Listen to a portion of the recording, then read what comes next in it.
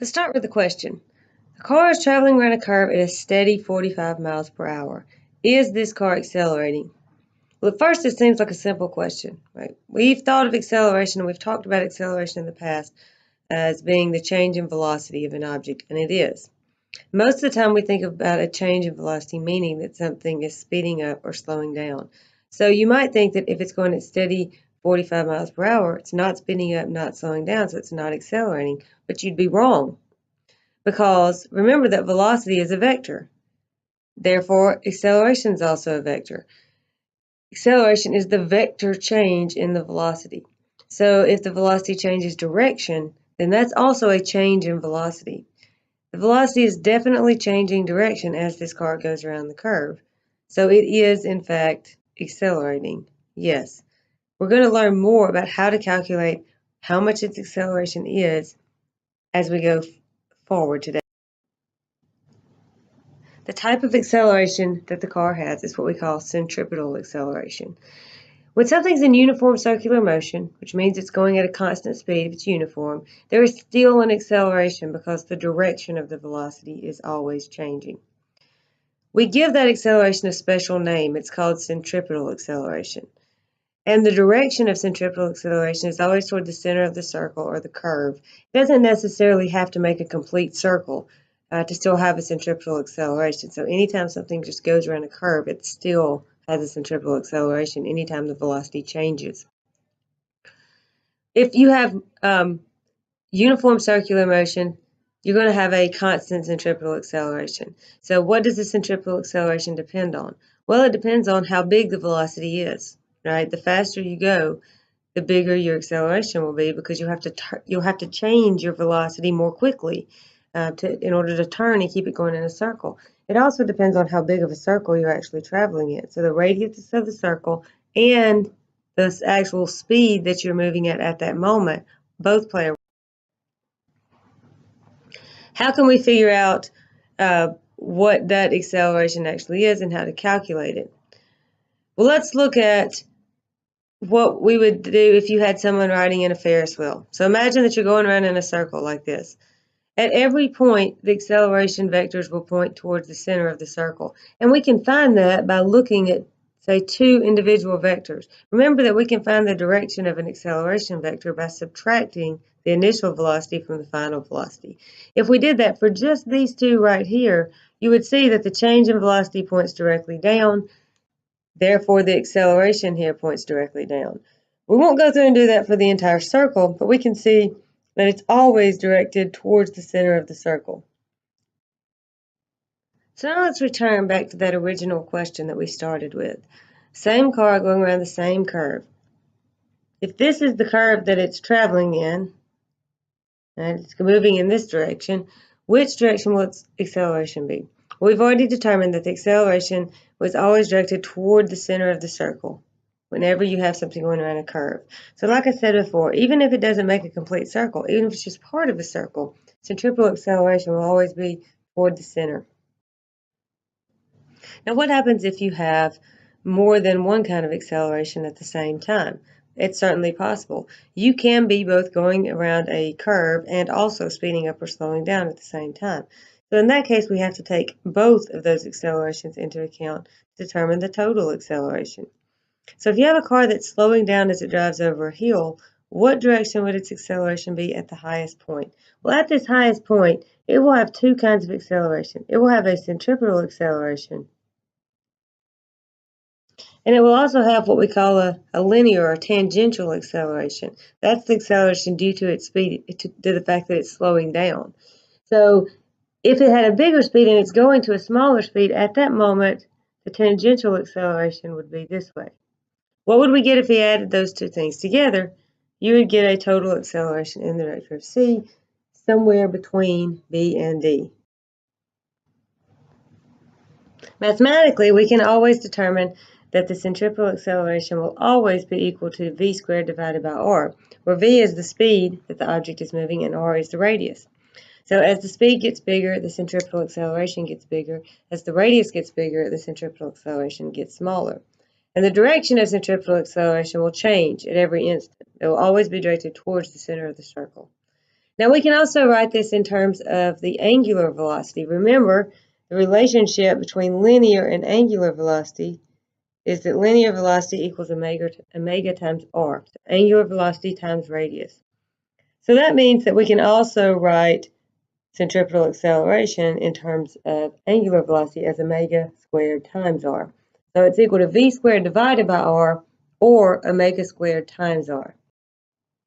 Let's look at applying that to a question. Here we have Rashid and Sophia, who are both riding a merry-go-round spinning steadily, but Sophia is twice as far from the axis as Rashid. How does Sophia's acceleration compare to Rashid's acceleration? Well, in this case, we really have to think about what's changing and what's staying the same. Do Rashid and Sophia have the same velocity? Actually, no. Which one of them will be moving faster? Well, we can tell that Sophia would be moving faster because she's further away from the center. So in order to make it all the way around the circle in the same time that Rashid makes it all the way around the circle, she actually has to be moving faster. But what is the same? What is the same is the angular velocity, omega.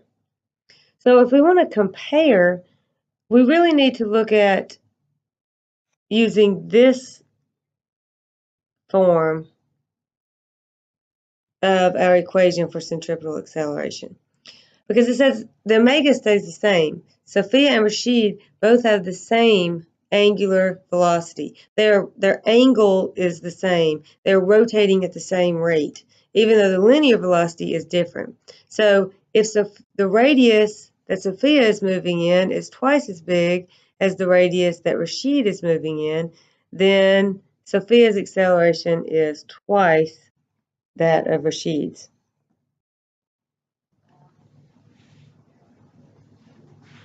So summarizing what we've been talking about with regards to uniform circular motion specifically, uniform circular motion is motion in which you have a constant angular velocity, so it's not speeding up or slowing down, but it still has an acceleration. The acceleration is equal to, as we've seen, either v squared divided by r or omega squared times r. And the connection between v and omega is given here. Also, remember, we talked about earlier that omega is positive if you have a counterclockwise rotation, and it's negative for a clockwise rotation. Now, this is a great model, but it will only work when we have uniform circular motion, where it's not speeding up or slowing down. In a few minutes, we'll look at what happens when it is speeding up or slowing down and see how that changes things. But first, let's look at an example. This one says a typical carnival Ferris wheel has a radius of 9 meters and rotates 4 times per minute. What speed and acceleration do the riders experience? Well, the first thing we can figure out is the speed. To figure out the speed, we need to know how far it goes and what time period it takes to move that distance. So if it goes all the way around one circle, then that's equal to the circumference of that circle, which is 2 pi r. We know the radius is 9 meters. And it takes 15 seconds for it to go all the way around a circle. That's the period. So to figure out the velocity, we need the distance it goes divided by the time it takes to go that distance. So 2 pi times 9 meters, that's the distance, divided by 15 seconds, that's the time. That gives us a speed of 3.77 meters per second. And then once we have that, we can easily find the centripetal acceleration. It's v squared divided by r. 3.77 meters per second squared divided by 9 gives you 1.6 meters per second squared.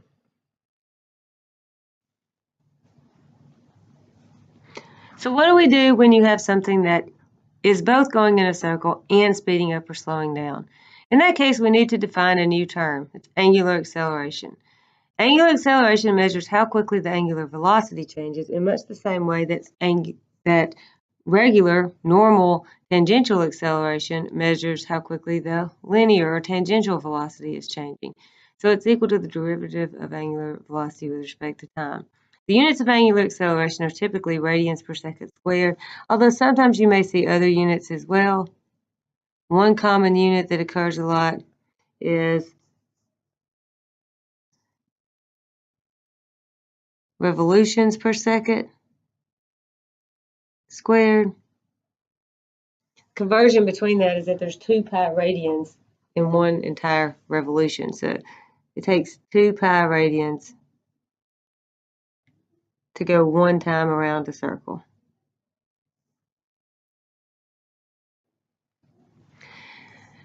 How do we know whether acceleration will be positive or negative? Well, that's a little bit tricky. Just like it's tricky to know whether the linear acceleration is positive or negative. You have to take into account both whether it's speeding up or slowing down and in which direction it's moving. So remember that omega is positive if it's counterclockwise. So in the first one, it says alpha is positive if omega is increasing and omega is counterclockwise. So counterclockwise is a positive velocity. So positive velocity, positive acceleration means speeding up. Just the same as it did when we had linear acceleration and linear velocity. A is positive also if omega is decreasing and omega is clockwise. So this is negative, right? This is positive. That's going to give us something that is slowing down. So it's angular velocity. The magnitude of that is decreasing. A will be negative if omega is negative and it's speeding up, right? Negative, negative, same sign means it's speeding up. A will also be negative if omega is positive and it's slowing down. So these are really the same relationships that we talked about earlier for linear velocity. So let's see if we can apply that here. It says the fan blade is slowing down. What are the signs of omega and alpha? Well, let's look at the situation first. First, figure out what is the sign of omega. That's the easiest thing to answer. It shows that it's moving this way. Is that clockwise or counterclockwise? It's clockwise. So that means that omega is negative.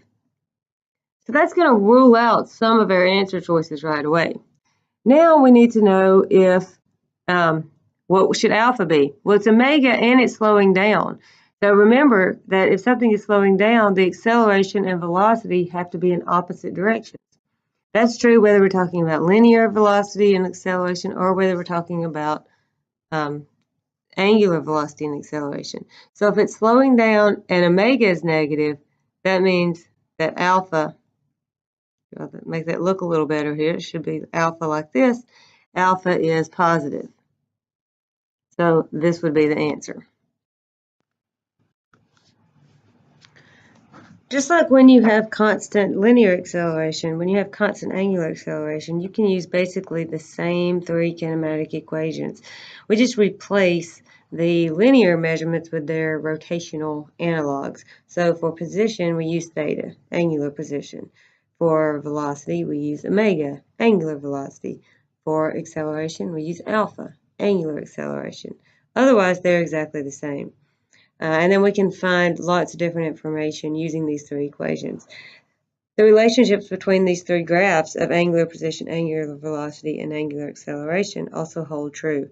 So angular velocity is the slope of the angular position graph. Angular acceleration then is the slope of the angular velocity graph.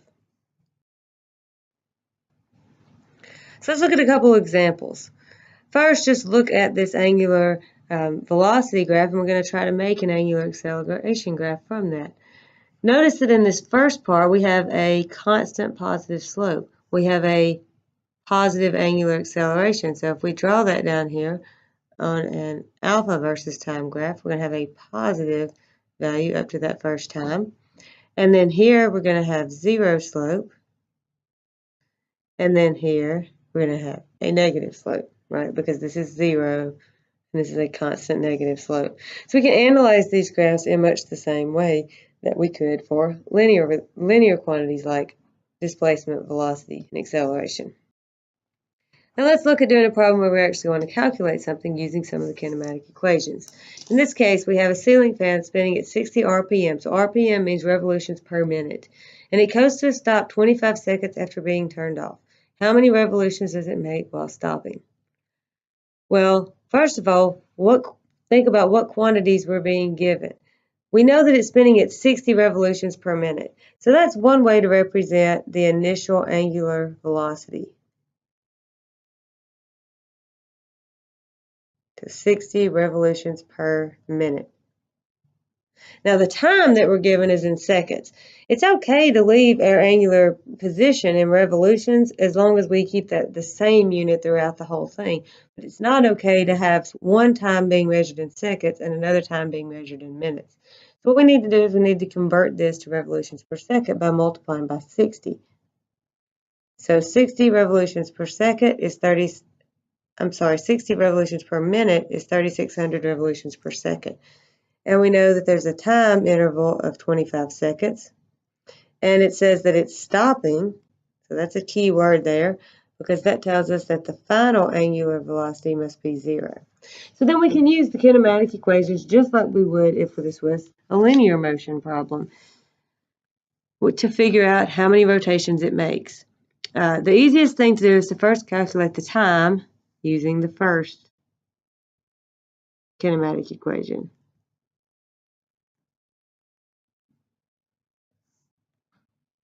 I'm sorry, to calculate alpha. We already know the time. So to calculate alpha using the first kinematic equation. So we know that the final will be 0. We know that the initial was 3,600.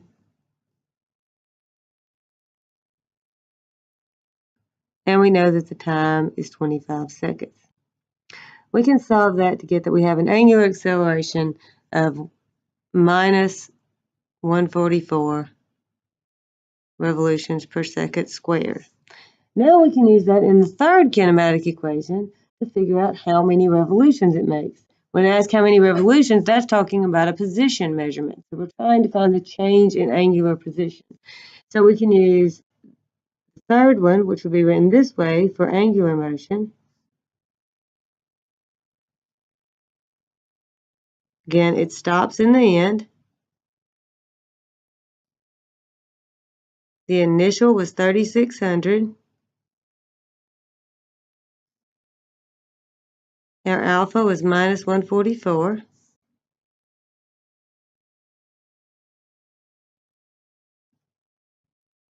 And I meant to put delta theta here. That's the thing that we're trying to find, not the time. So we can rearrange this to solve for delta theta, and that's going to give us that the change in angular position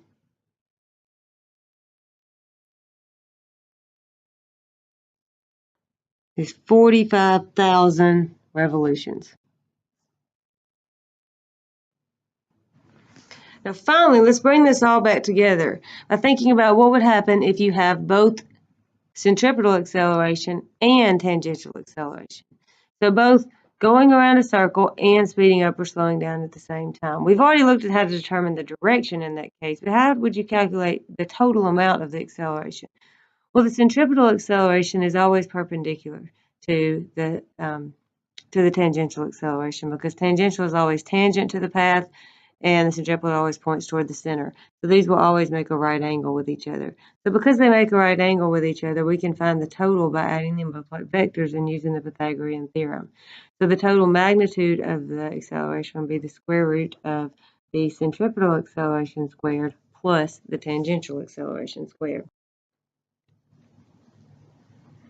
And finally, let's look at how tangential acceleration is related to angular acceleration. Remember, we already know that the tangential velocity is related to the angular velocity by the radius. So we multiply the angular velocity by the radius to get the tangential velocity of a point that's rotating. We can do the same thing for tangential acceleration. So it turns out that tangential acceleration is also equal to angular acceleration times r.